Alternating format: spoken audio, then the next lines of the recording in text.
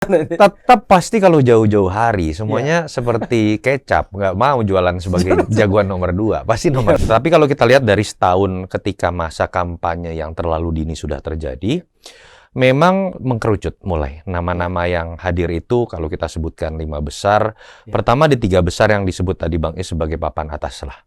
Ada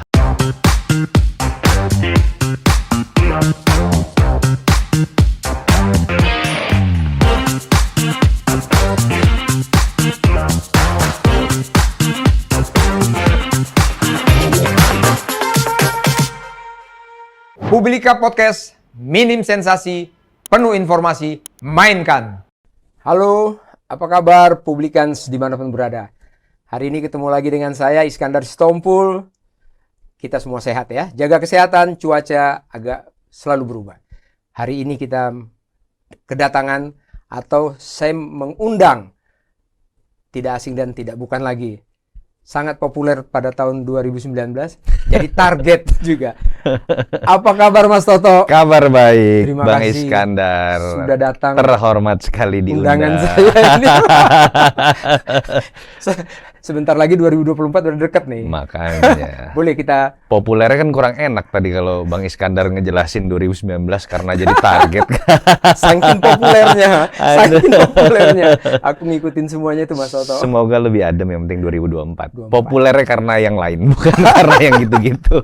Oke Mas Tok, kita mulai nih. Gimana menurut Ya. pandangan Mas Tok ke depan atau 2024 kita ini? Tentunya apa yang udah dibangun Pak Jokowi kan perlu dipertahankan mungkin. Ya. Semua cita-cita pemimpin begitu. Bagaimana dengan calon-calon, misalnya bisa kita buatlah siapa papan atas calon presiden kita, wakilnya siapa. Ya. Demikian juga partai. Ada, saya yakin Mas Toto udah buat survei-survei itu atau mungkin sudah buat kutak-katik di rumah ini, Mas. Gimana? Ya pertama frame besarnya dulu ya. Yes. Frame besarnya ini kita menghadapi situasi yang berbeda dengan 2019. Kabar baiknya demokratisasi, peluang lebih terbuka kepada banyak calon. Kabar buruknya kalau kita berbicara mengenai stabilitas politik sudah pasti akan masuk pada situasi yang lebih kompleks dibanding 2019. This is what we call by the open election. Apa itu situasi ketika incumbent tidak bisa maju kembali. Kalau zaman 2019 kan incumbent masih bisa maju kembali nih. Betul. Orang berpikir kan dia sudah kampanye 5 tahun gratisan, tanda kutip. Iya, takut nih mau maju. Takut mau Mengimbangi maju ya. juga. Dan akhirnya pilihannya tinggal mau nekat kemudian berseberangan, atau kemudian ikut dalam barisan besar incumbent yang masih bisa maju kembali. Itu yang kemudian menjelaskan apa yang terjadi pada 2019 dan kemudian Pak Jokowi menang kembali. Nah, sekarang libidonya semua yang tadinya disimpan gitu kan, hasrat terpendam di 2019. Sekarang diledakkan kembali nih. Karena mereka merasa sekarang ada no man's land. Gawang kosong, nggak ada kiper. Gawang kosong, nggak ada kiper.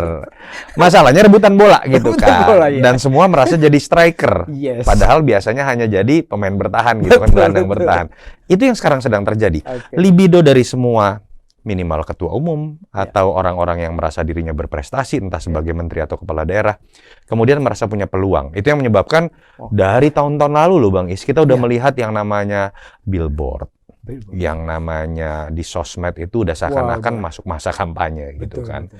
Dari yang memang elektabilitasnya tinggi sampai yang elektabilitasnya 0, pun pede. Kelihatan seperti itu kan. Nah, itu yang sekarang sedang terjadi. Nah, tapi kalau kita lihat dari setahun ketika masa kampanye yang terlalu dini sudah terjadi, memang mengkerucut mulai. Nama-nama yang hadir itu kalau kita sebutkan 5 besar, pertama di 3 besar yang disebut tadi Bang Is sebagai papan atas lah. Ada Ganjar Pranowo, rata-rata lembaga survei menempatkan di peringkat 1. Keduanya ini rata-rata menempatkan Pak Prabowo. Lalu nomor 3-nya ada Anies Baswedan. Kalau mau ditarik lagi ada papan tengah, ada Sandiaga Uno dan ada Ridwan Kamil. Tadinya Sandiaga Uno itu selalu di peringkat keempat, tapi belakangan dalam 2 bulan 3 bulan terakhir Ridwan Kamil itu menyalip Sandiaga Uno. Salah satunya memang karena ada media exposure yang besar, walaupun terkait dengan musibah situasi duka dari Kang Ridwan Kamil, dari putranya. Dan kita turut berduka lah. Turut berduka buat Kang Emil. Lalu kemudian ada nama-nama yang masih berkutat di bawah 5%. Di situ ada Erick Thohir, Agus Harimurti Yudhoyono, ada Mbak Puan, lalu ada Erlangga Hartarto, ada Khofifah. Tapi nama-namanya kira-kira seperti itu. Tapi kalau kita bicara tiga besar, jauh dibandingkan dengan papan tengahnya memang ada Anies Baswedan, ada Ganjar Pranowo, dan ada Pak Prabowo Subianto. Kalau yang agak jauh mungkin dipersiapkan jadi wakil atau bagaimana? Atau pandangan dari Mas Toto gimana? Tetap pasti kalau jauh-jauh hari semuanya seperti kecap, nggak mau jualan sebagai jagoan nomor 2, pasti nomor 1. Kan agak sulit ya kalau jauh-jauh hari kelihatan sudah menyerah dan jadi nomor 2. Karena ketika sudah jualannya hanya jadi nomor 2, biasanya nomor 3 atau nomor 4 tuh. Artinya nggak kepilih sebagai capres-cawapres. Semua pasti akan berbicara nomor 1, tapi secara realistis saya pikir kalau kita bicara mengenai sikap untuk harus menang gitu ya. Saya pikir yang surveinya masih di bawah 5% akan berpikir untuk menjadi nomor 1, dan bukan tidak mungkin pada akhirnya mereka akan masuk pada bargaining nomor 2. Sehingga kalau kita bicara Sandiaga Uno dengan Ridwan Kamil, secara elektoral itu adalah pasangan yang paling mungkin dan menarik untuk dijadikan calon wakil presiden. Di situ juga ada nama-nama seperti AHY, Khofifah, Mbak Puan, sekalipun walaupun namanya disebut sebagai calon RI 1, tapi secara elektoral termasuk juga Mas Erlangga memang lebih masuk akal untuk masuk ke dalam bursa nomor 2. Ya, kalau kita lihat koalisi tadi kan kembali yang ada 1, 2, 3 ada papan bawah. Koalisi ini gimana kira-kira, Pak? Karena saya lihat oke lah PDIP bisa berdiri sendiri. Yang lain bagaimana? Atau mungkin yang lain kalau koalisinya lengkap bisa melebihi suaranya PDIP kan, bisa yang 100 berapa itu PDIP, dia mungkin bisa lebih besar. Bagaimana pendapat itu menurut Mas Toto nih yang suka otak-atik nih, gimana nih? Ya, puzzle-nya ini menarik ya. Jadi mindset-nya dulu nih, Bang Is. Ada hal yang menarik. Kalau kita bicara tadi 5 besar nama dalam konteks survei, artinya kan minimal itu merepresentasikan suara dari pemilih atau masyarakat saat ini. Ada Ganjar Pranowo nomor 1, Prabowo Subianto, Anies Baswedan, Tarik Ridwan Kamil, Sandiaga Uno. Ada fakta yang menarik. Dari 5 besar pilihan rakyat sampai detik ini, yang merupakan pengambil keputusan partai atau pemilik partai itu hanya 1, Pak Prabowo Subianto. Pemilik partai yang membuat partai. Betul. Sisanya kalau nggak punya partai atau hanya sebatas petugas partai, istilahnya kan begitu. Sementara kita tahu ada yang namanya prasyarat presidential threshold memenuhi suara 20-25%. Artinya kalau kita berpikir ekstrim nih, ketum-ketum partai atau para pemilik partai ini yang surveinya kecil-kecil itu, kalau kemudian ingin peluangnya terbuka, jangan-jangan bisa saja mereka berkonspirasi, kita nggak majuin ya 4 orang yang jagoan itu, karena peluang kita jadi bisa terbuka nih, gitu kan? Yang bukan pemilik partai kita nggak majuin nih, sehingga kemudian peluang kita terbuka, walaupun di situ ada. Kira-kira begitu. Nah, problemnya kan tidak semudah itu. Ketika ada desakan dari masyarakat yang sedemikian besar, dan sebetulnya kan Pak Prabowo yang akan diuntungkan kalau ada skenario seperti itu. Jadi, kalau membaca seperti itu, menurut saya dinamisasi masih sangat mungkin terjadi. Betul, PDI Perjuangan punya prasyarat presidential threshold. Tetapi ketika berbicara Mbak Puan yang dimajukan, kalau kita tabrakan dengan kemungkinan menang, based on survei, mereka akan dengan mudah mencalonkan sosoknya, kadernya, pemilik partainya, tetapi sulit untuk menang. Ngapain juga kalau cuma jadi calon tapi kalah? Kan tujuan ikut pilpres untuk mendapatkan kekuasaan. Semua partai itu kepingin dia jadi best of the best-nya di Indonesia, Pak. Intinya kan mendapatkan kekuasaan, porsi dari kue kekuasaan gitu kan. Dan artinya PDI Perjuangan sendiri menurut saya masih ada dalam situasi perdebatan, apakah kemudian ingin fokus pada sosok yang dianggap bisa diterima oleh kadernya, tentu saja pemilik partai dalam hal ini Mbak Puan, atau kemudian yang peluang menangnya lebih besar seperti Ganjar Pranowo. Dan ketika Mbak Puan yang dimajukan, peluang untuk mendapatkan partai-partai lain untuk berkoalisi juga lebih kecil. Karena kan logikanya adalah semakin kuat magnetnya, artinya peluang untuk menangnya, koalisi itu akan lebih mudah mendapatkan partai-partai lain. Nah, itu yang menurut saya juga jadi pertanyaan. Di sisi lain, yang paling mudah menurut saya adalah Pak Prabowo. Karena dia cukup mendapatkan satu partai. Dan apabila memang komit yang namanya PKB, saya pikir Pak Prabowo sudah bisa dipastikan akan maju. Yang menarik adalah membaca bagaimana, selain tadi PDI Perjuangan, adalah membaca bagaimana partai-partai tengah di sisa di luar dua koalisi yang kita sebutkan tadi. Ya. Ketika kemudian ada KIB misalnya, lalu kemudian ada juga Nasdem, Demokrat, PKS. Pertanyaannya adalah apakah akan muncul 4 calon atau kemudian hanya 3 calon? Kalau hanya 3 calon, pertanyaannya adalah kemudian salah satu di antara Ganjar dengan Anies mungkin akan ada yang tersingkir. Di situ yang menurut saya sekarang orang berdebat tentang PDI Perjuangan, tetapi ketika PDI Perjuangan sudah memutuskan dan misalnya bukan Ganjar, yang menarik akan dibahas narasinya ke depan itu adalah pertarungan dari bagaimana koalisi partai-partai tengah ini menjadi pertanyaan memajukan Ganjar atau Anies Baswedan. Itu tadi kalimat Mas Toto ada keputusan partai. Betul. Memang saya udah lihat itu di jadwal itu, mungkin dikoreksi saya Februari ya, atau keputusan harus fix diserahkan ke inilah ya, ke KPU atau apapun itu. Ya. Bagaimana itu kira-kira? Kan masih ada waktu, kalau nggak salah 2023 ya, atau ya 2023. Kalau Pilpres sendiri sebetulnya sih masih bulan September diputuskan ya. Pendaftaran ke KPU-nya. Artinya waktunya masih sangat lama dan memang berpolitik kita itu, gaya berpolitik elit kita itu kan injury time. Kadang-kadang hari terakhir baru muncul nama dan masih bisa berubah. Bang Iskandar saya tahu pernah punya cerita itu. Tadi kita baru cerita-cerita, entah di level pilkada atau di pilpres gitu kan. Sampai detik terakhir itu masih bisa berubah.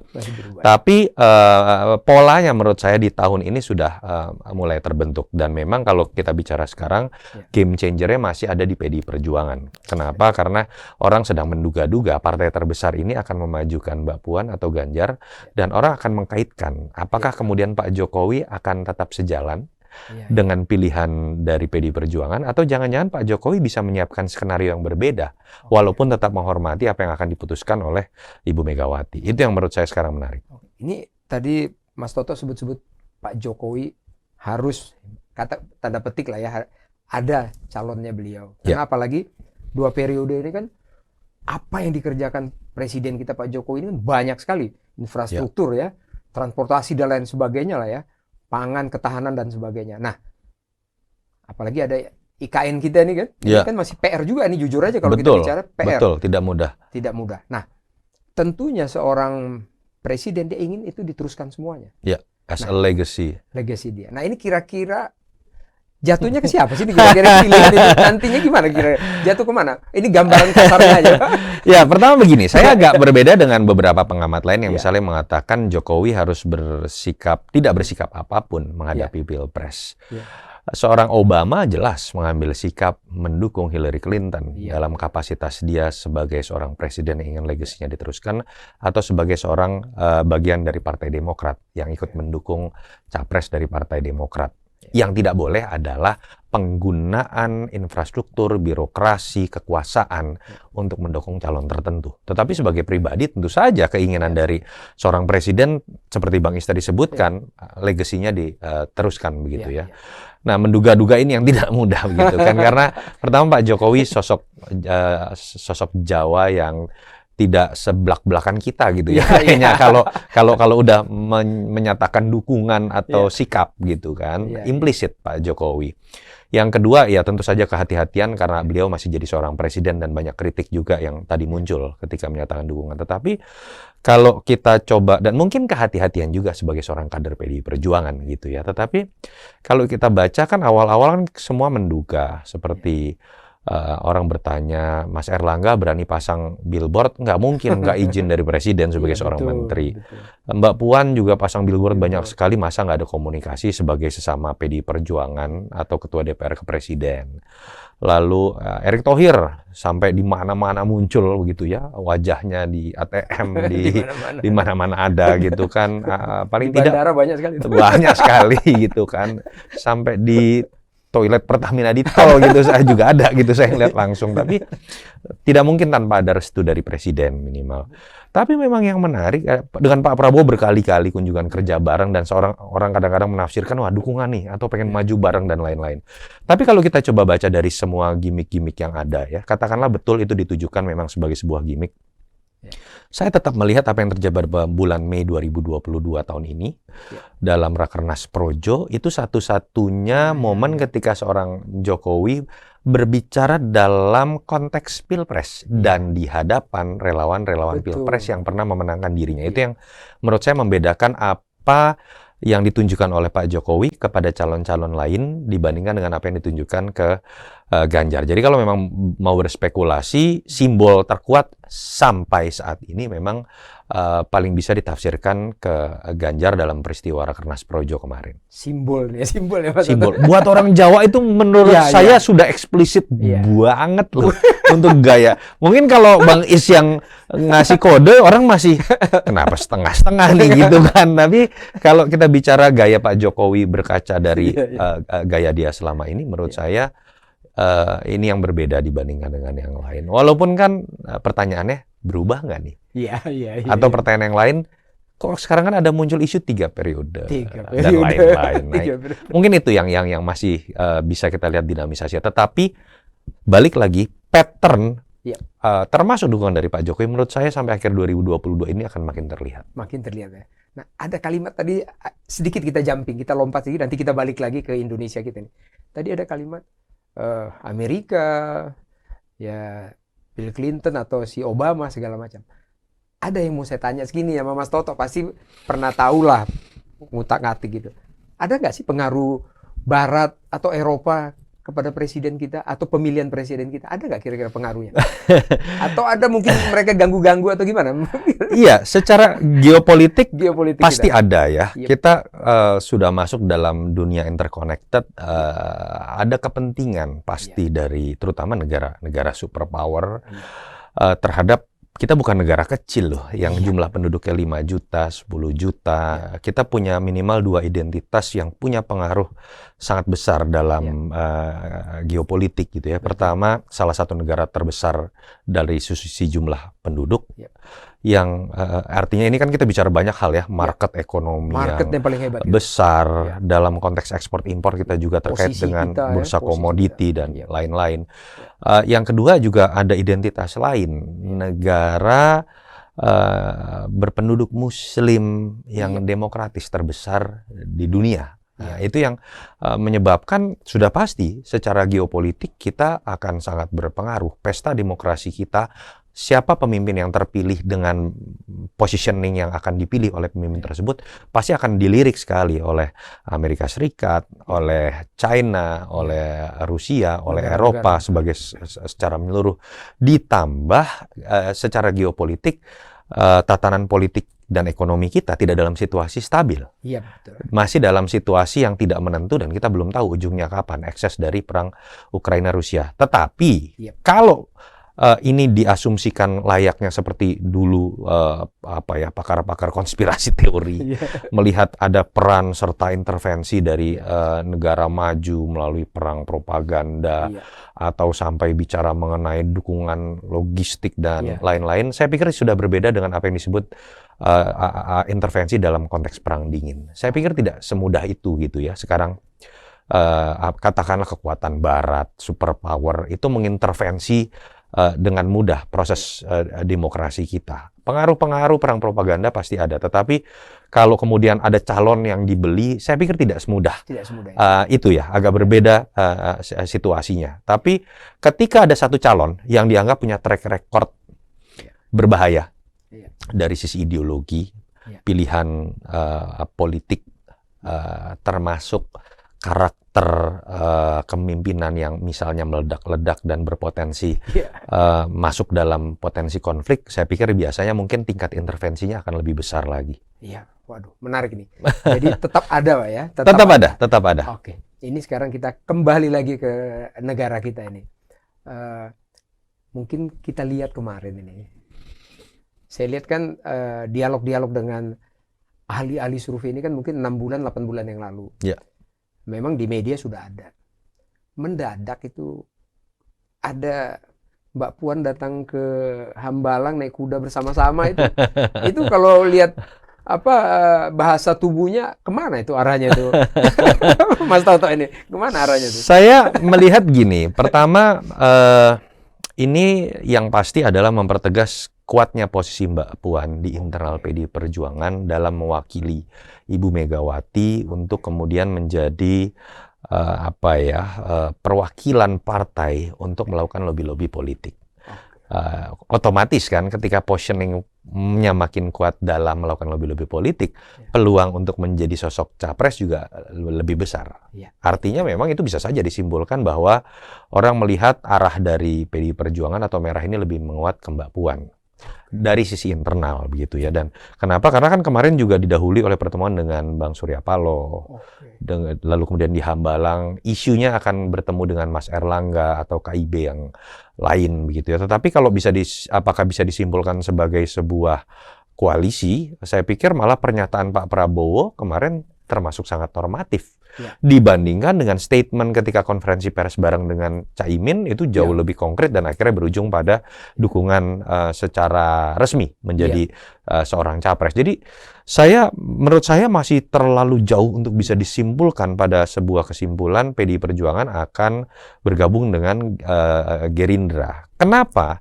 Ada tembok pembatas. Saya konsisten menjawab tentang dugaan Prabowo Puan akan bergabung atau Gerindra dengan PDI Perjuangan dari awal ketika diwawancara oleh media ya. Kenapa? Ada tembok pembatas yang sulit untuk kemudian didobrak atau dihancurkan begitu saja. Apa itu? Dari sisi survei, PDI Perjuangan jauh di atas Gerindra. Ditambah suara di 2019 pun memang suaranya jauh di atas Gerindra, 2 kali lipat Gerindra.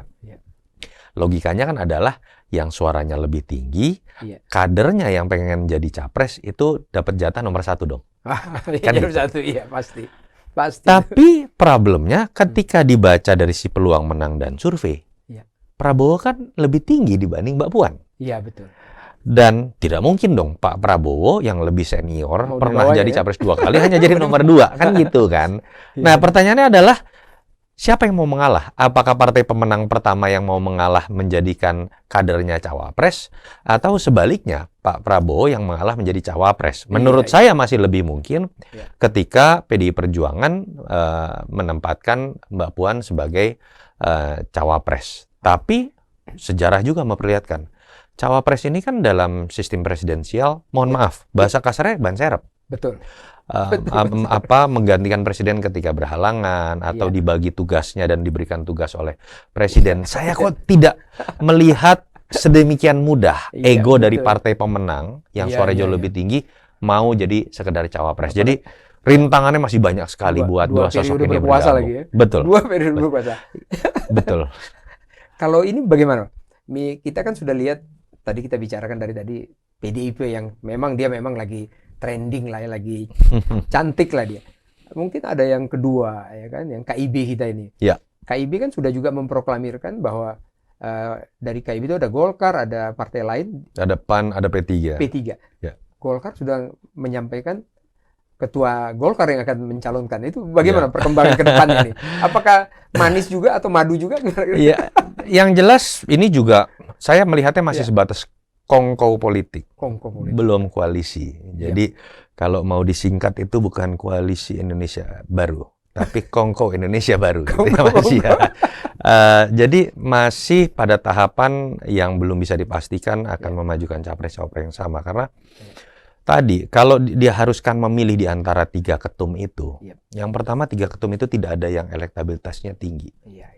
Yang kedua, kalau salah satu ketum kemudian menjadi capres dari KIB, yang 2 akan merasa dirugikan kan.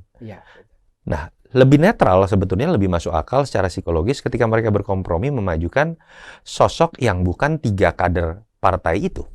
Sehingga kemudian efeknya lebih netral saja kepada 3 partai tersebut. Itu yang menyebabkan orang kemudian menduga-duga. Karena elektabilitasnya tidak ada yang tinggi, lalu kemudian mungkin akan lebih bisa diterima oleh semua partai. Kan ada yang bilang, jangan-jangan Ganjar nih. Bentukannya Pak Jokowi gitu ya. Ya bisa saja dalam kalau bicara hanya dari sisi analisis variabel komplementer, Ganjar elektabilitasnya tertinggi tapi tidak punya partai. Lalu kemudian ada gosip didukung Pak Jokowi.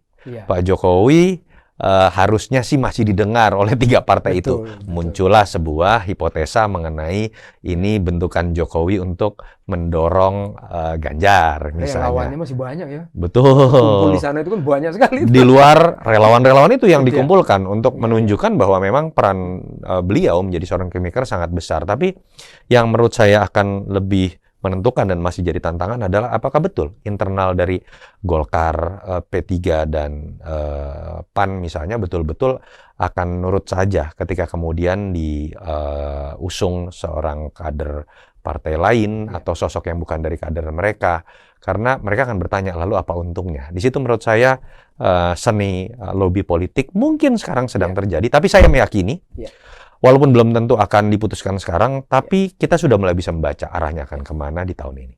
Ya, oke. Ada satu yang menarik. Tadi kan di papan atas kita itu, saya dengar dari Mas Toto, ada sebut nama Pak Anies ya. Ya. Itu kan sangat heboh pada saat pilkada kemarin. Ya. Khususnya yang ditonjolkan itu identitas. Ya. Nanti kalau taunya muncul lagi nih, feeling. Ada arah ke sana lagi nggak kira-kira?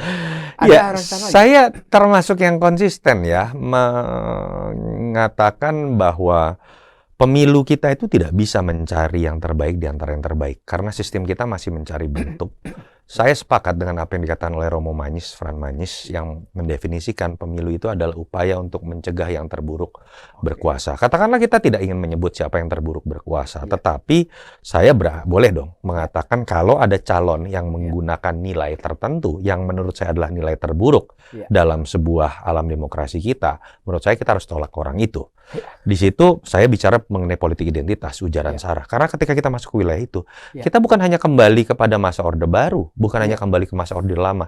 Kita kembali ke masa sebelum tahun 1928 ketika kita sudah sepakat satu nusa, satu bangsa, satu bahasa begitu kan. Lalu ingin dipecah lagi didasarkan pada aspek primordial atau kemudian unsur identitas gitu ya. Dan saya harus mengatakan sepenilaian saya, Anies memang menggunakan isu itu di tahun 2017. Jadi di luar Anies Baswedan pun memang kita harus akui politik identitas ini laku untuk dijual karena terbukti terjadi pada 2014, 2017 Pilkada DKI dan pemilu 2019 gitu ya kemarin. Ketika orang lebih kemudian menilai pada aspek kesamaan agama misalnya. Ya kalau hanya seperti sah-sah saja, tapi kalau hanya didasarkan pada aspek itu, kita nggak usah kampanye, buang-buang uang, kita buka KTP-nya aja dari masing-masing calon gitu kan, selesai pertarungan kan. Nah itu yang menurut saya akan tetap jadi problem di 2024, karena kita terlanjur mengikuti 3 pesta demokrasi yang paling disorot 2014, dilestarikan 2019, bahkan ada waktu antara ketika Pilkada DKI yang disorot seluruh Indonesia memainkan hal itu juga. Dan tantangan buat seorang Anies Baswedan menurut saya sekarang adalah bagaimana dia ingin membuktikan bahwa dari apa yang dia sudah kerjakan selama 5 tahun di DKI itu bisa menganulir apa yang pernah ditafsirkan terjadi di 2017. Dan apakah kemudian bukan hanya sebatas itu, dia kemudian tidak menggunakan kelompok-kelompok yang akan menggunakan aspek polarisasi tadi untuk memenangkan sosoknya di 2024 apabila dia jadi seorang capres gitu ya. Dan itu tidak sekedar bisa dibayar dengan sekedar memberikan dana hibah kepada gereja, kepada kaum beragama yang lain. Tapi yang bisa dinilai adalah apakah dia selama ini tetap memberikan kelonggaran atau tidak kepada kelompok-kelompok yang selama ini memang menggunakan isu sara. Kalau itu masih terjadi, yang paling berbahaya kan adalah dianya mungkin bisa terlihat pluralis, moderat, tapi ketika ada hutang budi politik terhadap kelompok-kelompok seperti itu yang berbahaya ketika ada seorang berkuasa dan berhutang budi politik pada kelompok-kelompok seperti itu. Wah, seru nih, menarik nih. Menarik nih, nanti kita buat saya menarik. Terkait isu sara kita nggak bisa abu-abu. Nggak boleh abu-abu, Pak. Harus tegas kita ya. Iya, saya akan bertanggung jawab tentang apa yang saya yakini dan sikap saya. Dan bangsa kita juga mengharapkan itu semuanya. Betul. Namun sedikit menyampaikan ke Mas Toto, kita lihat kan provinsi kita segini besarnya, ya 34 provinsi. Iya. Nah, pernah juga sih ikut-ikutan begini gitu loh. Jadi yang identitas itu yang paling kental itu di DKI. Ya, ada provinsi lain misalnya kita terbuka aja karena dialog ini harus terbuka untuk mencerdaskan semuanya masyarakat kita. Pada saat itu yang sangat keras arah mengikuti ke DKI itu. Ini Sumatera Barat dan Jawa Barat bagi dua tuh. Ya. Nah, berarti kalau menggunakan identitas itu ya mungkin apakah seluruh Indonesia akan terpengaruh? Karena kan kita ini mayoritas Muslim, bukan negara Islam tapi mayoritas Muslim. Apa mungkin terpengaruh dalam 1 tahun ini? Menunggu sampai resminya nanti, mungkinkah? Sekarang sebetulnya kan sudah mulai muncul ya, hoax. Bahkan Pak, saya masih mencoba menalar ketika 2017 memang yang maju adalah sosok minoritas Ahok, dan kita harus akui juga ada kelemahan Ahok secara komunikasi yang menyebabkan kemudian ada blunder yang mudah sekali disulut begitu ya. Tapi kita coba lihat fakta juga, Pak Jokowi pun yang adalah sosok Muslim yang menurut saya taat ya, karena beberapa kali kenal beliau dari wali kota, sholatnya rajin banget gitu ya Pak Jokowi, puasa dan lain-lain, tiba-tiba bisa dibilang komunis, dibilang Cina, marganya Wi katanya, sama dengan saya, Wijaya gitu ya, marganya Wi, tapi setahu saya nggak ada gitu ya. Nah itu pun bisa, jadi apakah ini juga sebenarnya murni terkait dengan faktor identitas, kebanggaan dari masyarakat? Tidak juga. Kadang-kadang ini hanya disulut dalam konteks politik dan dimulai bahkan dengan sebuah fakta kebohongan gitu ya. Itu yang pertama saya paling takutkan. Hoax terkait dengan calon-calon yang dianggap berseberangan dengan calonnya begitu. Lalu yang kedua adalah menggunakan sentimen-sentimen masa lalu atau kedaerahan.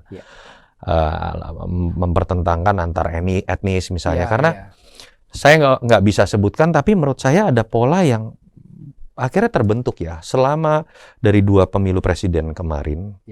Kalau kita lihat ada kecenderungan misalnya daerah Sumatera kecenderungannya akan mengambil sikap berseberangan dengan calon yang dianggap merah, betul. Misalnya Jawa Barat pun seperti itu. Ini kan secara tidak langsung kemudian bisa memancing daerah-daerah yang lain akan mengambil sikap yang berbeda. Betul. Jawa Tengah, Jawa Timur akan berbeda. Daerah-daerah minoritas misalnya NTT, Bali, Manado juga akan mengambil sikap yang berbeda. Nah ini yang menurut saya agak berbahaya kalau tetap masuk kepada pertarungan yang seperti ini. Harusnya kan kita kuliti nih. Bagaimana calon-calon yang misalnya ada di 3 besar. Pak Prabowo kita bisa kuliti kok pada masa Orde Baru dia seperti apa.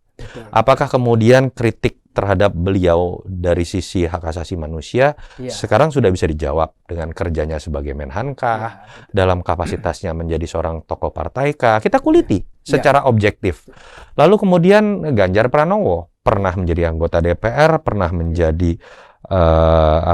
gubernur 2 kali. Kita kuliti kerjanya seperti apa, sikapnya terhadap nilai kebangsaan pluralitas seperti apa. Anies Baswedan juga sama, pernah menjadi tokoh akademisi, pernah menjadi menteri, walaupun kemudian berhenti tengah jalan, lalu kemudian menjadi gubernur. Kita lihat, kuliti juga apakah kerjanya memang bagus, apakah kemudian pernah terlibat dalam isu SARA, atau kemudian dia sekarang sudah menunjukkan sikap yang berbeda, kita kuliti.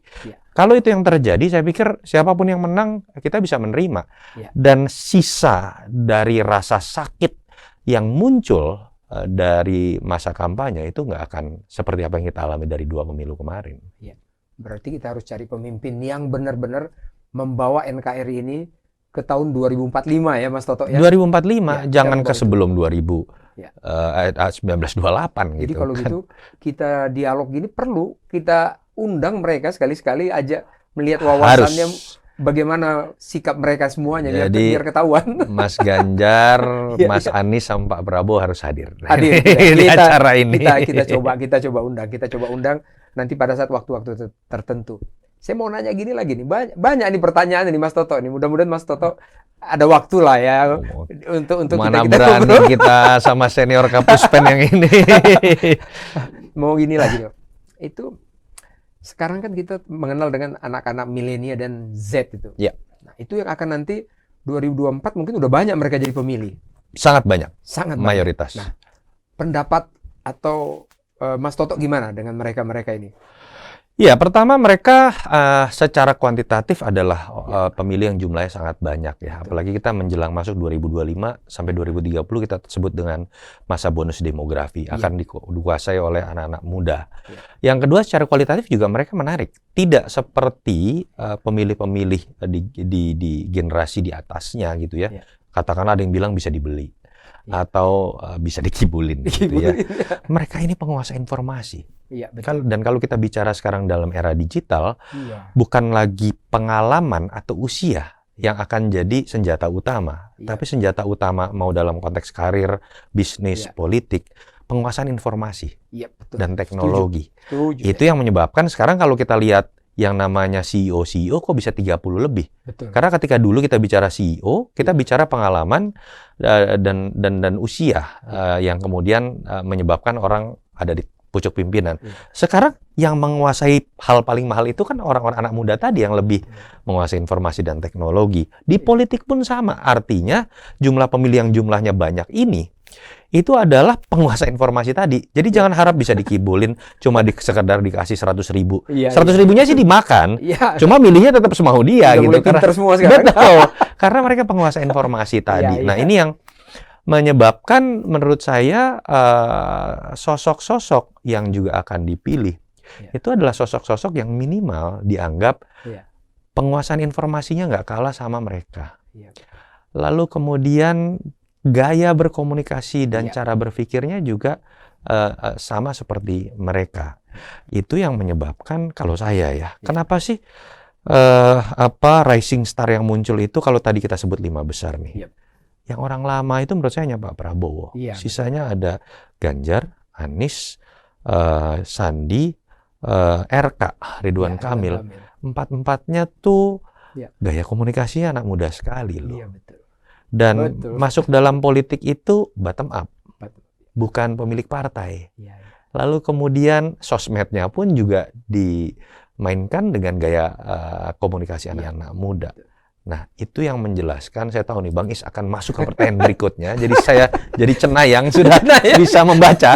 Kan pertanyaannya kenapa kemudian misalnya tidak muncul nama Mbak Puan atau Mas Ahaye dalam pilihan 5 besar itu. Padahal mereka adalah relatif muda. Bahkan Mas Ahaye baru 43 tahun kalau saya tidak salah gitu ya. Sangat muda sekali. Lebih muda dibanding Ganjar, Sandi, RK atau Anies. Ada hal yang berbeda. Jadi ini bukan tentang sekedar sesama muda saya mau pilih. Tidak automatically langsung gitu ya. Buat mereka yang terpenting adalah kesamaan psikologis, gaya komunikasi, mindset, latar belakang. Nah, yang menjadi saya harus mengatakan ini beban akhirnya ya buat Mas Ahaye dengan Mbak Puan. Ketika mereka hadir di hadapan anak-anak muda, mereka langsung udah punya beban terlebih dahulu. Mereka darah biru. Darah biru itu dalam konteks pemikiran anak-anak muda itu bertabrakan dengan mereka. Mereka itu kan bottom up, starting from zero and going up gitu ya. Darah biru itu kan something given. Karena saya anaknya si A atau anaknya si B, anaknya ibu atau anaknya bapak.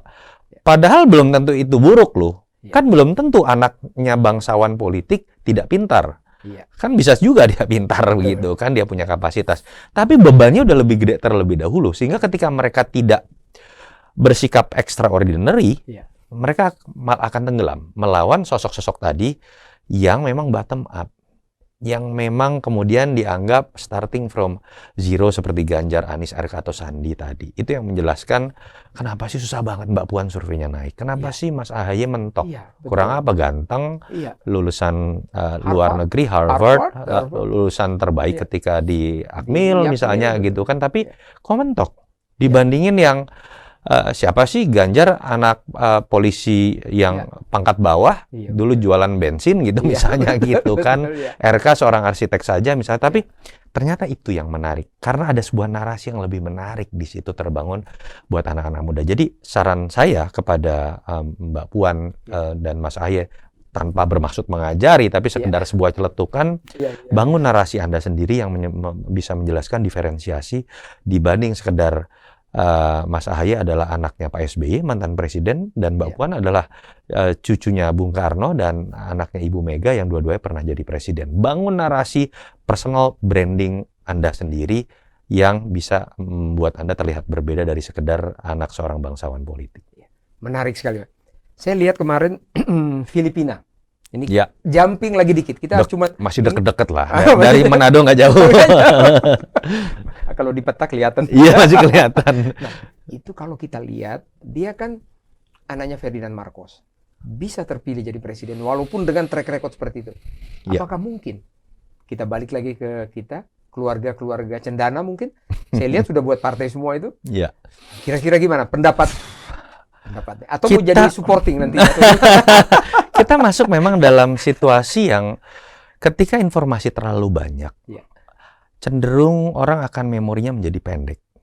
Karena ketika informasi banyak, informasi yang banyak itu adalah sebuah aset. Informasi yang terlalu banyak adalah noise. Gitu kan, teori komunikasi kira-kira seperti itu. Dan kita sudah masuk pada era ketika sudah terlalu lama para milenial ini dikaitkan dengan situasi ketika hal-hal yang menjadi masa lalu itu mereka belum lahir bahkan. Itu yang terjadi juga ketika berbicara mengenai Ferdinand Marcos. Ketika bahkan berbicara mengenai Orde Baru misalnya, kalau di kita begitu ya, Pak Harto misalnya. Yang disebut milenial penguasa informasi ini belum lahir betul-betul loh. Pada situasi saat itu begitu ya. Sehingga yang teriak-teriak mengenai masa Orde Baru, atau dulu ketika berbicara mengenai, atau di Filipina berbicara mengenai kejahatan zaman Ferdinand Marcos misalnya, aktivis-aktivis yang umurnya udah 40 lebih nih, gitu kan. Bukan lagi penguasa informasi loh. They are not the milenial gitu kan, dan itu yang menyebabkan memang sekarang celah apapun menjadi terbuka untuk kemudian mengubah pola pikir yang kita sepakati pada saat reformasi. Nah, apakah kita harus salahkan anak-anak muda milenial ini yang memang belum lahir? Enggak. Itu tugas teman-teman aktivis tahun 98, teman-teman aktivis 90-an misalnya, atau 2000-an, yang kemudian berarti Anda kalah narasi. Betul. Berarti Anda kemana saja selama ini, jangan-jangan tenggelam juga dalam kekuasaan dan kalah dalam bertarung memperebutkan narasi tadi. Jadi bukan tidak mungkin itu terjadi.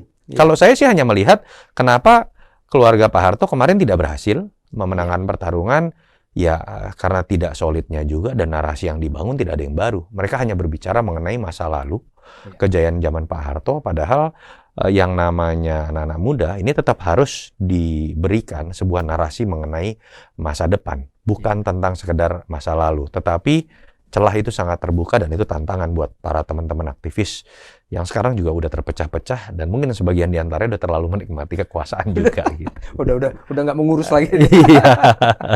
Menarik, Pak. Menarik sekali, Mas Toto. Mungkin ada lagi yang saya mau nanya kan begini, Mas Toto.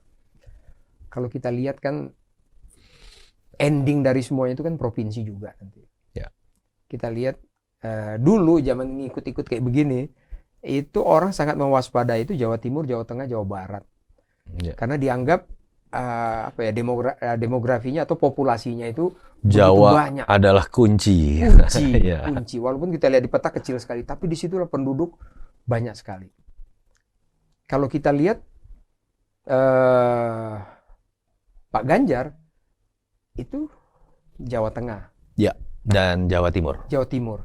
Gimana menurut Pak Toto, Mas Toto, ke depannya ini? Apa perebutan itu masih, kalau kita lihat automatically udah pasti di situ kan? Nah, apakah itu hanya sekedar orang Jawa Timur atau Jawa Tengah, atau mungkin dari lubuk hati yang dalam, atau hanya masih atau masih apa istilahnya itu? Masih asumsi-asumsi aja. Gimana menurut Mas Toto? Iya, kalau kita baca di survei-survei yang ada selama setahun terakhir ya, dan kita bisa kaitkan dengan apa yang terjadi pada 2014-2019, ada pola yang sama. Kecenderungan dari capres yang dianggap dekat dengan kalangan nasionalis, dan apalagi misalnya kebetulan berasal dari etnis Jawa, itu biasanya akan menguasai Jawa Tengah dengan Jawa Timur. Dan akan menguasai daerah-daerah minoritas misalnya. Sulawesi Utara, NTT, Bali, Papua, Maluku misalnya ya. Sementara kecenderungan yang berasal dari kalangan hijau atau Islam secara politik itu akan menguasai biasanya Jawa Barat, daerah besarnya, dan kemudian Sumatera, terutama di daerah-daerah yang memang lebih didominasi oleh etnis Melayu. Polanya selalu seperti itu. Sementara kalangan yang dianggap mewakili kalangan nasionalis ini biasanya dan berasal dari etnis Jawa akan bisa memecah di daerah-daerah yang jumlah penduduk Trans Jawanya juga besar. Ada di Lampung, Sumatera Utara, Jambi, gitu, daerah-daerah yang Sumatera Selatan sebagian. Polanya biasanya tetap seperti itu. Nah, itu yang terjadi juga sekarang. Kalau kita lihat, kecenderungannya Ganjar itu kuatnya di Jawa Tengah, Jawa Timur, daerah minoritas, daerah-daerah Trans Jawa, misalnya di Sumatera dan Sulawesi atau Kalimantan. Mas Anies itu kuat di daerah yang berpenduduk etnis Melayu, dari Aceh, Sumatera Utara, daerah Mandailing, atau kemudian Riau, misalnya Jambi, daerah-daerah etnis Melayunya. Polanya seperti itu. Pak Prabowo di antara keduanya nih. Karena tersisa suara-suara yang dulu ada tapi mulai digerogoti oleh Mas Anies Baswedan yang dianggap lebih mewakili antitesa terhadap Jokowi. Jadi memang pertarungannya masih seperti itu, dan menurut saya belum terlalu banyak berubah. Itu yang saya sayangkan ya. Artinya faktor primordial memang masih berpengaruh cukup besar, ditambah dengan sisi emosional selama 2 kali pemilu, sementara faktor penilaian kita terhadap apa yang mereka akan jual sebagai gagasan dan personal branding itu masih menjadi faktor nomor 2. Menarik sekali Mas. Tadi ada kalimat Pak Prabowo di tengah-tengah. Nah, bila mana ini? Ini kita kan belum waktunya, tapi bila mana? Ketemulah bertiga ini. Berarti yang akan beradu ke depan itu, kalau kalimat tadi itu antara, katakanlah tanda petik, misalnya nanti keputusan itu Pak Ganjar atau Pak Anies, berarti ini akan beradu atau bagaimana menurut Pak Mas Toto? Kalau dibaca di survei sebetulnya Pak Prabowo di atas Anies ya.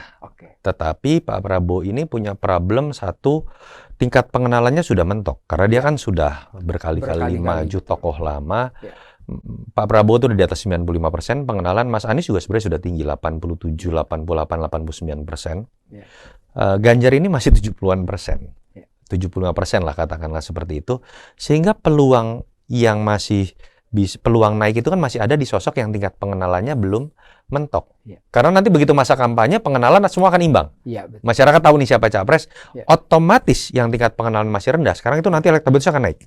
Disitulah peluang Mas Ganjar masih tinggi untuk naik. Kedua Mas Anies, ketiga Pak Prabowo. Jadi ada kecenderungan Pak Prabowo ini sekarang tinggal bertahan pada sisi peaknya dan kemudian turun seberapa jauh. Yang kedua dari sisi kualitatif ya, dua sosok ini dianggap lebih fresh dan lebih punya positioning yang mewakili polarisasi dua kubu dari dua pemilu. Anda ingin legacy Jokowi diteruskan, pilih Ganjar yang punya banyak kesamaan dan bahkan dianggap Pak Jokowi ikut mengendorse. Anda ingin ada perbedaan kebijakan atau kemudian pergantian rezim, pilihlah Anies misalnya kan. Pak Prabowo sudah ditinggalkan sebagian oleh pemilih yang dulu adalah barisan anti Jokowi. 2019. Tapi juga belum mendapatkan banyak dari pemilih Jokowi karena di situ ada Ganjar, ada Erik, ada Erlangga, ada Puan dan lain-lain yang juga dianggap mewakili Pak Jokowi. Itu yang menyebabkan suara Pak Prabowo ini kayak nanggung di antara dua karang itu tadi yang saya bilang. Itu tantangannya. Yang kemungkinan bisa naik elektabilitasnya siapa kira-kira dari lapis kedua ini? Kan di situ ada Ridwan Kamil, ada Mbak Puan, ada katakanlah AHY atau Muhaimin Iskandar. Siapa kira-kira yang, atau mungkin ada kuda hitam mendarat muncul begitu? Saya pikir sulit ya kalau berharap kuda hitam karena kita pemilih kita terlanjur terbentuk dalam kolam polarisasi tadi. Sebagian besar pemilih kita akan kemudian mencari sosok tadi yang dianggap mewakili pertarungan emosional selama 10 tahun kemarin. Siapa yang lebih mirip dengan Jokowi, siapa yang lebih dianggap berseberangan dengan Jokowi, kira-kira gitu. Disitulah Ganjar dan Anies muncul tadi kan. Tapi kalau pertanyaannya dari lapis kedua, siapa yang masih punya peluang untuk naik, saya pikir Ridwan Kamil misalnya masih punya peluang untuk naik. Karena tingkat pengenalannya kan belum mentok-mentok banget ya. Dan dia baru dipilih mayoritas oleh pemilih Jawa Barat.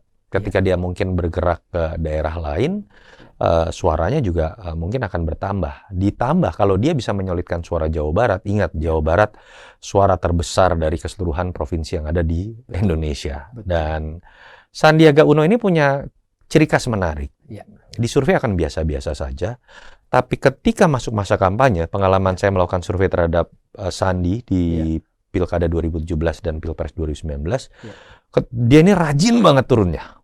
Staminanya sangat kuat. Dengan gaya olahraganya. Betul, di gaya olahraganya sehari bisa banyak sekali titik. Itu biasanya berpengaruh cukup efektif terhadap peningkatan elektabilitasnya atau capresnya ya. Karena dia 2 kali menjadi cawapres dan cawagup. Kan. Jadi biasanya Sandi itu daya dobraknya akan lebih terlihat ketika masa kampanye sudah dimulai. Nama lain saya pikir Ibu Khofifah juga menarik. Khofifah, Jawa Karena Timur. Dia, itu masa Jawa Timur itu lupa kita. Punya variabel-variabel yang bisa jadi diferensiasi tadi. Satu, dia punya kekuasaan di Jawa Timur. Iya, Jawa Timur. Clear. Itu kan juga Jawa Timur adalah kunci. Salah satu yang memenangkan Pak Jokowi di 2019 adalah menang besarnya dia di Jawa Timur yang mengakibatkan kubu Pak Prabowo gitu kan dengan angka tinggi sekali. Yang kedua, Bu Khofifah mewakili kalangan NU dan perempuan.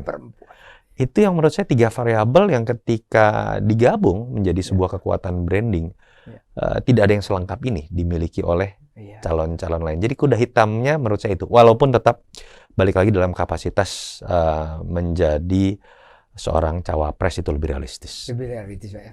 Satu lagi nih, atau bukan satu deh, beberapa deh. Karena sama Mas Toto ini enak gitu, ngobrol itu terbuka semuanya. Terbuka, nggak ada yang diumpetin gitu loh. Jadi enak, memang kita-kita ini harus ngomong yang terbuka supaya memilih tidak kucing dalam karung. Iya, kayak gitu. Tapi tadi masih aman lah ya dari tadi. Saya tadi pikir-pikir ada yang bahaya. Enggak lah, aman. Enggak masuk daftar lagi. Enggak masuk daftar. Jangan sampai. Dan ini, ada yang menarik satu lagi nih. Bagaimana dari kalangan TNI? Pendapat Mas Toto?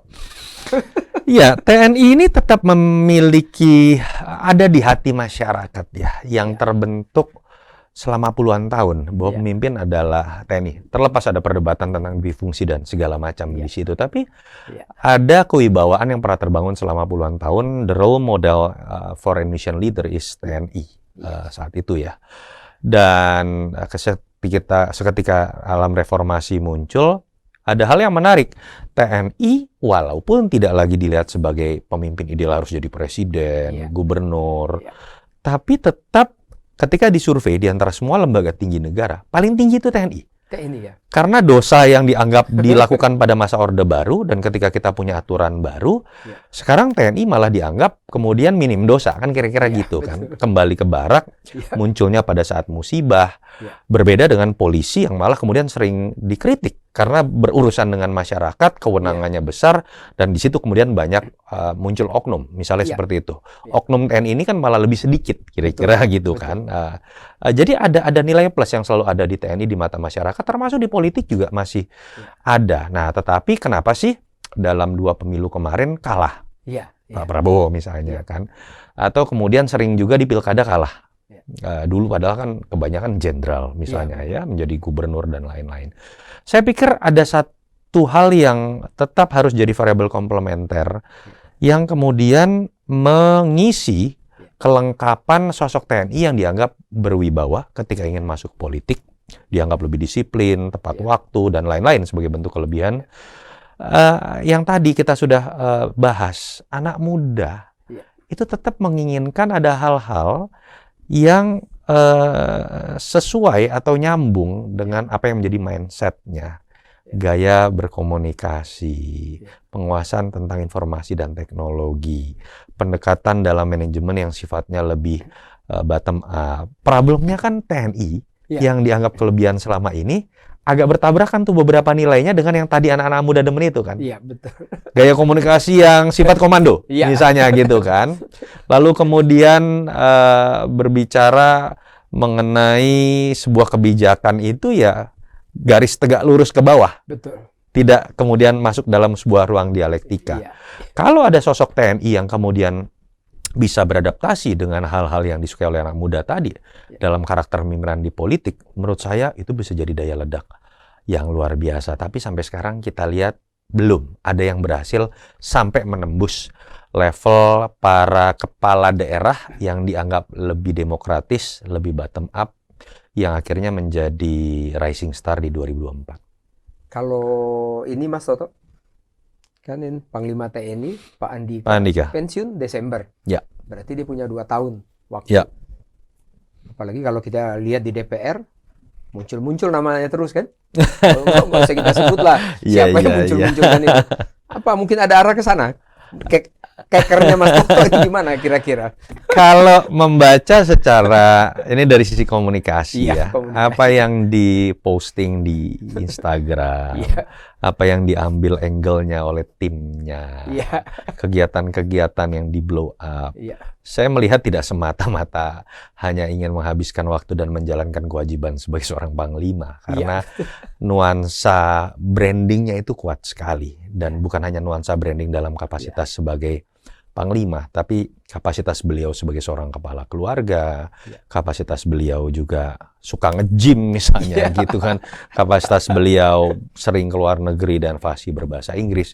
Saya bukan menuduh gitu ya, tapi menduga dan membaca ini sesuatu yang lebih besar dalam konteks mungkin saja dalam konteks maju, apalagi masih defisit nama-nama dari tentara ya, yang disebut akan maju. Dulu ada Pak Gatot meredup, lalu kemudian nama Pak Dudung sempat disebut, tapi kan masih tahun depan baru akan pensiun. Lalu ya Andika ini kan juga punya latar belakang yang orang mudah kaitkan beliau dengan politik. Ada Pak Hendro Priyono di situ yang dekat sama PDIP lagi. Dekat dengan PDI Perjuangan. Ditambah ketika orang berspekulasi PDI Perjuangan nih Mbak Puan surveinya belum tinggi. Lalu kalau kemudian tidak mau Ganjar, alternatifnya apa? Nah, mungkin kan akan lebih mudah untuk memasukkan nama yang tidak berpartai. Apalagi orang kaitkan dengan kedekatan Pak Hendro dengan Ibu Mega atau PDI Perjuangan, itu yang menurut saya sah-sah saja. Tapi PR-nya masih besar. Pak Andika elektabilitasnya belum tinggi, dan pertanyaan terbesarnya ketika kemudian beliau tidak lagi menjadi panglima, panggung apa yang bisa digunakan oleh beliau untuk kemudian tampil dan tidak hilang dari panggung politik nasional. Iya, waduh menarik ini Mas Toto.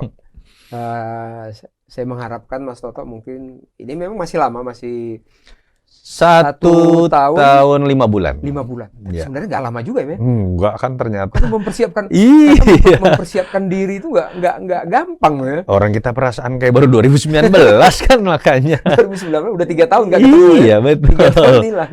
Padahal dulu suka kumpul di Menteng situ, Mas. Menarik. Saya mengharapkan gini, Mas Toto. Ya sekali tempo ya kita ngobrol-ngobrol gini lagi biar tinggal masih ada progres-progresnya, kita kasih gambaran ke masyarakat kita. Tahun ini kayaknya juga nanti sampai akhir tahun bakal roller coaster. Roller coaster lagi. Tapi dari semua peluang terbesar itu siapa kira-kira feeling dari Mas Toto? Karena saya membaca dan sudah melakukan survei setahun terakhir, membaca tren data, 3 besarnya kan jelas ya. Ganjar, Prabowo, Anies. Pertanyaannya kan tinggal dari 3 itu mana yang paling punya peluang. Dari sisi tren dan kedua tadi rumusan bahwa yang tingkat pengenalan paling rendah itu masih punya peluang untuk menaikkan elektabilitasnya. Buat saya Ganjar Pranowo peluangnya paling besar. Sehingga kalau mau ada yang mengatakan kalau Ganjar maju, peluang dari Anies Baswedan misalnya menjadi kecil, itu ya kalau kita baca di survei dalam head to head. Tapi ketika di head to head kan Pak Prabowo dengan Anies Baswedan, peluang Anies lebih besar karena variabel-variabel yang kita sebutkan tadi gitu. Jadi saya bahkan ingin mengatakan kalau Ganjar kemudian dijegal, tidak maju oleh partai-partai, yang paling punya peluang besar untuk menang adalah Anies Baswedan. Anies Baswedan. Tapi sebaliknya ketika Ganjar maju, ya di atas kertas kalau tidak ada tsunami politik, peluangnya sangat besar untuk menang karena ruang untuk menaikkan tingkat pengenalannya masih sangat besar. Padahal dengan kondisi seperti itu pun dia sudah nomor 1 di berbagai survei yang ada ya, Indikator, SMRC, Carta Politika memperlihatkan hal yang sama. Dalam rumah tangga, anak adalah segalanya. Dalam politik kira-kira gimana? Itu yang pertama ini Mas Toto. Terus yang kedua, maukah partai besar itu melepaskan kalau udah jagonya, atau menunggu ini menunggu apa? Waktunya habis atau gimana? Gimana? Iya. Ini terakhir kita, terakhir ini. Betul bahwa apa ya, sayang anak ini kan lebih dari sayang diri sendiri gitu ya. Jadi kalau kita tanya, kalau kita lihat sebenarnya kan track recordnya Ibu Mega bahkan pernah mengalahkan dirinya sendiri yang punya peluang untuk maju di 2014, lalu menyerahkan itu kepada Jokowi yang memang secara realistis lebih bisa mengalahkan Pak Prabowo saat itu. Kalau di survei Ibu Mega akan kalah dibanding Pak Prabowo begitu ya. Tapi kan pertanyaannya, ya mengalahkan diri sendiri bisa, mengalahkan anak nanti dulu. Itu juga saya pikir terjadi juga di Bang Is dan saya gitu ya. Betul. Begitu urusan anak kita pasang badan gitu kan, kira-kira begitu kan. Nah, tapi pertanyaannya adalah apakah kemudian dengan itu kita bisa langsung menyimpulkan, udah pasti Ibu Mega sayang anak dan Puan yang akan maju. Tapi kan kita harus lihat juga identitas Ibu Mega ini kan juga seorang ketua umum yang berbicara mengenai pentingnya hat-trick. Sudah sering Ibu Mega sebutkan. Dan Ibu Mega saya percaya adalah orang yang menghitung apa itu metode ilmiah dan pernah merasakan pahitnya menjadi oposisi begitu dua periode ya. Ya, itu gray area yang menurut saya peluang itu menurut saya masih sangat ada. Gray area kedua kan pertanyaannya ketika kemudian masuk ke pertanyaan masa anaknya tidak mendapatkan jatah sebagai capres.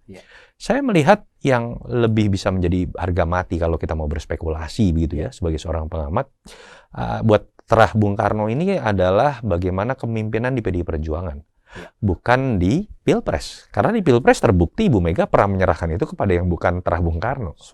Betul, itu yang kedua. Artinya kan di situ masih ada ruang yang masih bisa jadi ruang kompromi. Ketika misalnya ada kader non terah Bung Karno menjadi capres, kan tetap ruang kepemimpinan di masa depan terkait dengan PDI Perjuangan mungkin saja yang penting tetap dikomitmenkan untuk terah dari Bung Karno, termasuk nama Mbak Puan di salah satunya selain Mas Nanan gitu ya. Dan yang ketiga kan ada ruang abu-abunya juga menurut saya yang paling menarik adalah sosok pengaruh Pak Jokowi.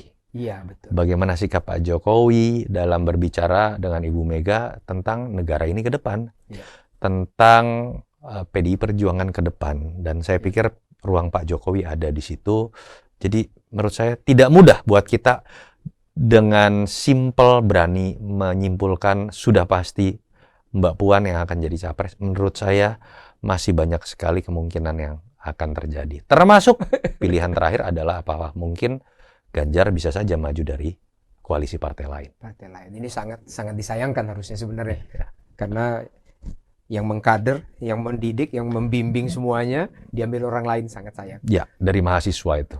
Sebelum kita tutup ini Mas Toto, 1 tahun berapa bulan tadi Mas Toto bilang? 1 tahun 5 bulan. 1 tahun 5 bulan. Nah, ini riak-riak banyak sekali nih sekarang. Ya. Demo sana, demo sini, demo sini. Pengamatan Mas Toto apa untuk mengganggu kepemimpinan sekarang atau bagaimana, atau untuk memecah belah semuanya? Mungkin sedikit poin. Saya merasa ini bagian dari demokrasi ketika kenaikan BBM hampir di seluruh dunia ya akan diikuti oleh demo. Karena itu hal yang paling sensitif terkait dengan biasanya terkait dengan sembako, inflasi. Jadi hal yang biasa saja. Tetapi kalau kita lihat pun penerimaan publik juga tidak sampai ada yang kemudian berteriak membuat kerusuhan gitu. Karena memang kan ada narasi besar yang saya pikir sudah dilihat oleh masyarakat juga ketika ada konflik Ukraina-Rusia secara geopolitik. Sebelumnya pun sudah terjadi masa pandemi. Artinya tatanan ekonomi berada dalam situasi ketidakpastian di seluruh dunia. Inflasi Amerika 9%, Jerman sangat tinggi, hampir seluruh negara Eropa sangat tinggi, turunnya kurs euro sampai 13% terhadap dolar, dan hampir semua negara dunia menggunakan asumsi baru terhadap anggaran belanjanya, begitu kan. Jadi bukan hal yang mengagetkan. Beda dengan kisah ketika kita bicara Sri Lanka, ketika semuanya baik-baik saja, mereka mengalami situasi karena salah pilih kebijakan. Jadi saya sih merasa provokator juga tidak mudah sekarang kemudian masuk ke dalam upaya-upaya memprovokasi, apalagi lompat langsung pada isu menjatuhkan pemerintah. Tapi ada saja pasti akan memainkan itu. Tokoh-tokohnya di Twitter dia juga. Kita tahu lah orang-orang yang selalu pokoknya semua harus salah. Ada tokoh yang misalnya kebijakan yang sama, misalnya naikin BBM, ketika dulu tuannya masih jadi bagian dari yang berkuasa, dia dukung. Dengan kebijakan yang sama, ketika tuannya sudah bertabrakan dengan penguasa sekarang, dia yang paling ke depan mengkritik. Masyarakat sebagian sudah bisa menilai kok. Sosok-sosok seperti itu yang cuma ingin menjadi bagian dari kekuasaan, merasa kalah dan ingin merebut kembali kekuasaan, dan masuknya akhirnya hanya menjadi tokoh yang nyinyir. Publik kok yang akhirnya bisa menilai mereka. Dialektika di netizen, masyarakat sudah terlalu pintar untuk dimanfaatkan oleh sosok-sosok seperti itu. Sebelum kita tutup, pesan terakhir kepada ketua-ketua partai agar negara kita tetap ada di mata dunia atau di peta dunia. 2045 kita menjadi negara 5 besar atau 10 besar dunia. Pesan-pesan ke partai politik, karena negara kita ini saya lihat sangat-sangat sesuai dengan regulasi sih, bahwa partai itu sangat menentukan. Gimana pesan-pesan Mas Toto? PR-nya sangat banyak ya buat ketum partai. Yang pertama saya pikir kalau yang mau sangat simbolik supaya partai Anda bertahan di 2024 dan kemudian jadi awal mula untuk kemudian bertahan dalam pemilu-pemilu berikut, ikuti keinginan masyarakat. Saya yakin kok para ketua umum kemauan masyarakat, calon-calon yang memang bisa diterima oleh publik dalam konteks pilpres ya. Jangan kemudian memaksakan diri ketika Anda tidak diterima, karena efeknya bukan hanya Anda kalah ketika dipaksa menjadi capres-cawapres, partai Anda akan terbawa oleh beban elektoral rendah yang Anda miliki. Dan itu akan jadi awal mula dari bagaimana partai Anda ketika bertahan di 2024. Masa baru loh dalam konteks demokrasi didominasi oleh pemilih anak-anak muda yang jumlahnya akan semakin besar sampai 2030. Artinya kan ini akan persiapan Anda untuk kemudian bertahan di 2029 pemilu berikut, gitu kan. Dan yang kedua harus disadari juga, kenapa ini saya sebut era baru. Mohon maaf, bangsawan-bangsawan politik lama ini kan secara usia juga tidak mungkin memaksakan terus dan akan selesai mulai menyerahkan proses regenerasi. Jadi mulailah terlebih dulu dengan bahasa simbolik, kita ikuti keinginan anak-anak muda di 2024 sehingga partai Anda bisa bertahan. Kedua, hal yang lebih tentu saja ideal dan tidak mudah, mulailah berbicara mengenai politik gagasan yang masuk ke dalam relung-relung pikiran anak-anak muda terkait dengan kehidupan sehari-hari mereka, terkait dengan keberadaan dan keberlangsungan mereka sebagai pelajar, sebagai mahasiswa, begitu nyari kerja, bisa kemudian hobinya tersalurkan, fasilitas di publiknya kemudian bisa tersalurkan, dan nggak ada partai yang masuk ke wilayah itu. Perbedaan itu hanya muncul ketika kampanye muncul, lalu kemudian bersatu kembali. Satu iman dalam mahar dan dalam mata uang rupiah dan dolar, bercandanya seperti itu. Satu ideologi, tapi kemudian berbedanya ketika kemudian kampanye saja gitu. Nah, mulailah dengan program-program itu, jangan main-main. Pemilih yang kayak informasi yang di anak muda ini suka kok dengan politik gagasan, dan ketika Anda tabung ini dari tahun sekarang, itu akan menjadi faktor diferensiasi yang membedakan, selain dengan faktor money politik yang saya yakin masih akan terjadi, atau capres siapa yang akan Anda dukung. Oke, terima kasih Mas Toto, sudah begitu banyak kita salam hormat dulu kepada Jenderal. Terima kasih Mas Toto, kita bisa bincang-bincang. Jangan bosan Mas Toto ya. Terima kasih sudah diundang. Terima kasih sekali. Sehat terus biar negara kita hebat. Harus hebat. Iya. Baik, publikan dimanapun berada, begitu menarik dari Pak Toto menyampaikan semuanya kepada kita, dan khususnya kepada ketua-ketua partai. Politik gagasan, kerjakan sehingga akan dicintai oleh rakyat. Terima kasih, sampai ketemu lagi. Tetap lihat Publika.